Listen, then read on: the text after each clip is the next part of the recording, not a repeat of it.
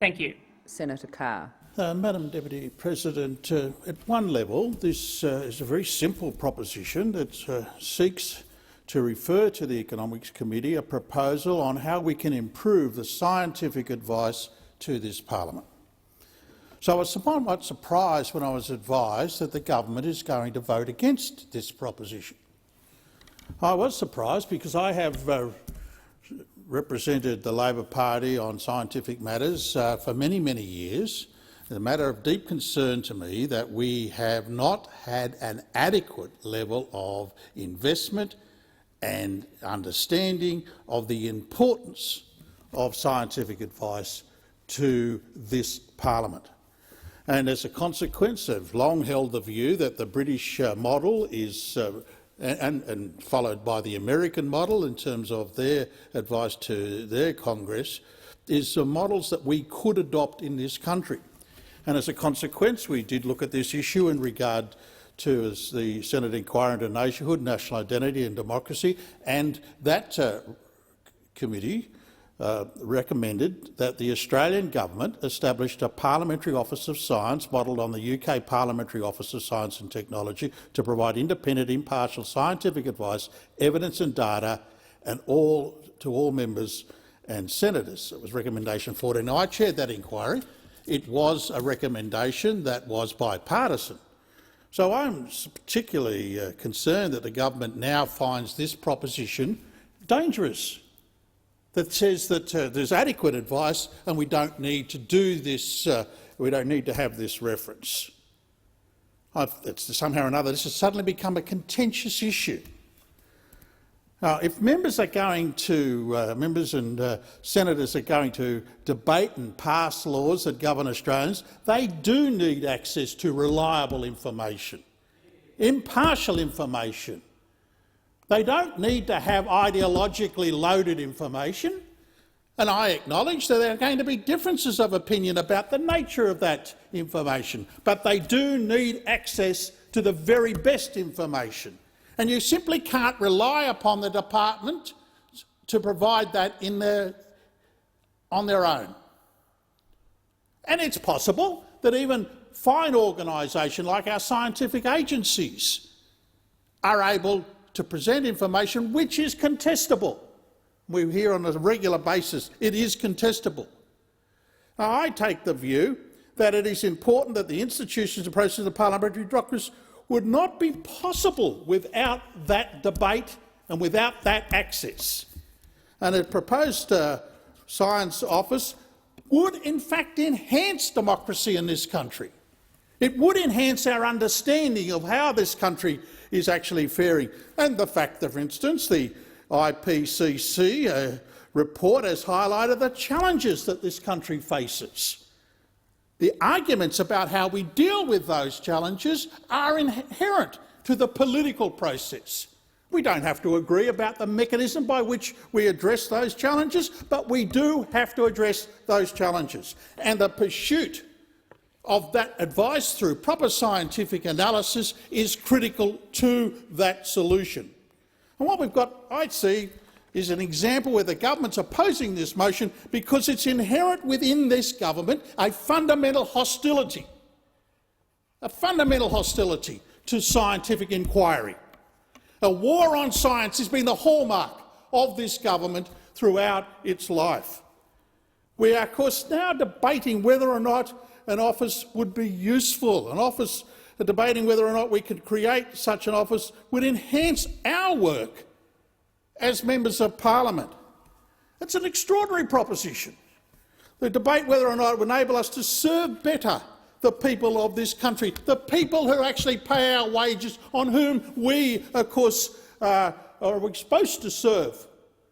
People who, of course, look to us to provide advice. So what's the argument about the establishment of the Parliamentary Office of Science? Well, they say, well, there's sufficient advice already available through the Office of the Chief Science and other advisory bodies to the government. Now, no one's disputing the fact that we do have quality advice available. But is anyone realistically going to say that that's adequate? Is anyone realistically going to be able to argue a case that it's sufficient? Is anyone really going to be able to maintain a proposition that that is appropriate, that we have enough advice in terms of the way in which the challenges facing this country are being addressed. That's already a model of provision of independent advice that's available, and of course we see it with the Parliamentary Budget Office. Is anyone going to say suddenly that the Treasury is being usurped because there's an independent Parliamentary Budget Office? Does anyone suggest that we have the authority of the Treasury now so fundamentally challenged that we can't function? It's a nonsense, a complete nonsense. Public servants in the Treasury Department, the Department of Finance, do provide advice to government of the day, but there needs to be an independent source of advice to the Parliament. And that's why a proposition such as this provides us with a vehicle to ensure that that can happen. It's important that the Parliament has its own source of advice on matters of fiscal questions, and we've accepted that, but we don't accept it in regard to scientific questions. The Parliamentary Office of Science is able to provide that same level of advice as the Parliamentary Budget Office does, provide information we need in terms of being able to do our job properly, as members of Parliament. It's about our job to hold governments to account, but above all to service the people that send us here. And that's what I find quite extraordinary. Now, it's not for the first time that we hear this argument from the government that said, oh, just trust us, just trust us. By taking that attitude, the government really is saying we want to maintain control, we want to maintain access, we want to be able to provide that vital resource, that information that allows us to tell you what's good for you. Well, that's not satisfactory. That's no way in which parliamentary accountability can be exercised. What we have to have is access to independent, reliable information on matters that require scientific expertise. The message running throughout this recommendation on nationhood and the inquiry was that we build trust within the public, within the nation, if we can provide the proper levels of communication about these questions, if we can debate these questions on the basis of sound knowledge, not just prejudice. If this Parliament is to do its job properly, we have to restore confidence, public confidence in the work in which we undertake. It's a fundamental principle of the way in which democracy ought to function. Now, the lesson of the pandemic is that the public is wide open to the proposition you can trust scientific advice, but it needs to be presented properly. It needs to be presented on the basis that it is contestable. There's no magic formula. There's no 10 commandments. There has to be a debate about these things based on sound advice. That's the way citizens respond positively to medical emergencies. That's how people are able to respond positively to the fundamental questions of public health.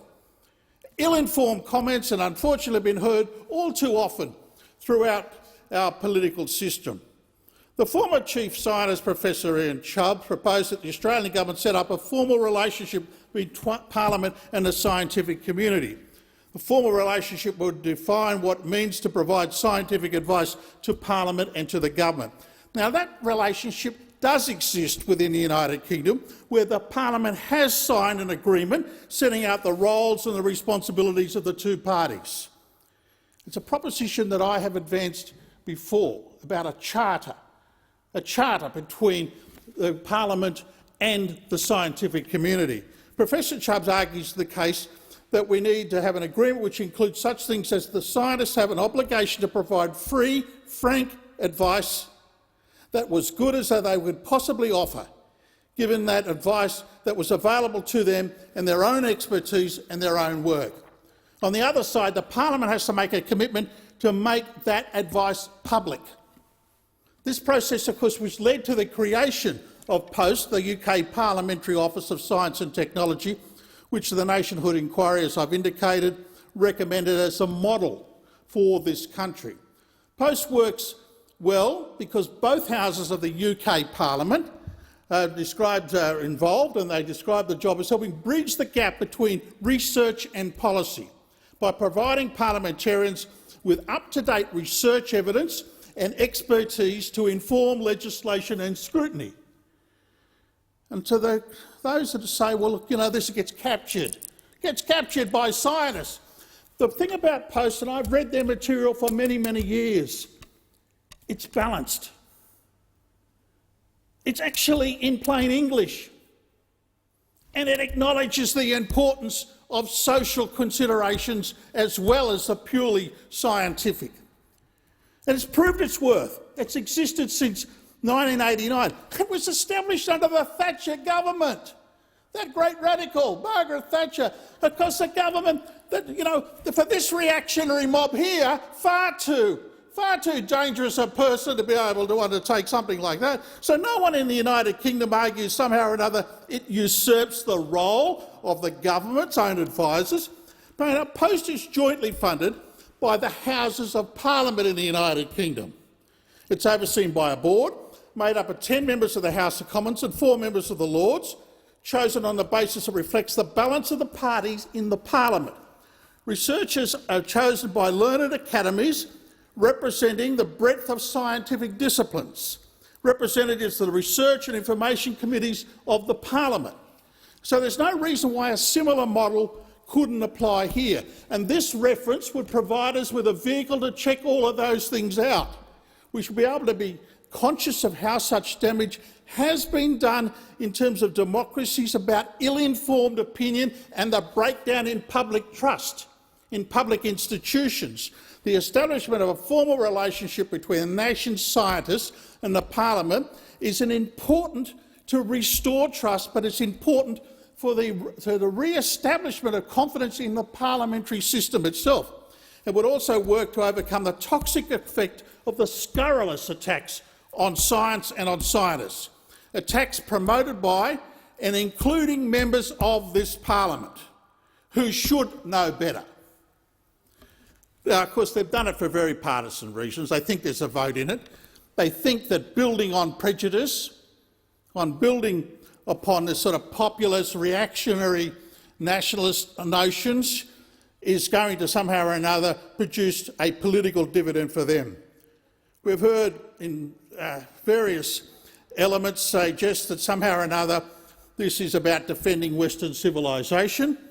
Well, strangely, these are the same people that won't or don't usually have any science in mind when they talk about Western civilisation being under threat. Yet modern science is at the finest achievements of Western civilisation. It's the flowering of the Enlightenment values of organised, rational inquiry, inquiry into the nature of the world around us, inquiry into humanity's place in the world. Science has transformed life for the better, for people all over the world. Yet in our time we have come to witness attacks on the people who seek to spread this understanding of life and, of course, and being encouraged by people that want to spread distrust. This is a time of anxiety in which people are inciting fear about the consequences of new developments in science and technology because of the impact of these developments on the future of work, because of the concern about the changes in terms of the climate, about the spread of disease, about the fears in terms of our international strategic situation. And since the government's election in 2013, it's allowed the fearmongers in its ranks to influence public